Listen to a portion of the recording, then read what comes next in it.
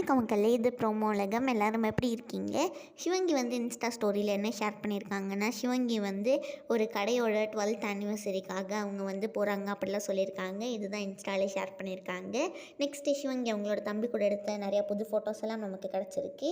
அதுக்கப்புறமா வந்து ஹர்ஷவர்தன் அடுத்த வருஷம் தான் இந்தியாவுக்கு திருப்பி வருவாங்க. ஏன்னா அவங்க இப்போ வந்து அவங்களோட அக்காவை பார்க்குறதுக்காக அமெரிக்கா போயிட்டாங்க மக்களே. இதுதான் வந்து இன்ஸ்டாவில் எல்லோரும் ஹர்ஷவர்தனோட அக்கா ஷேர் பண்ணியிருக்காங்க.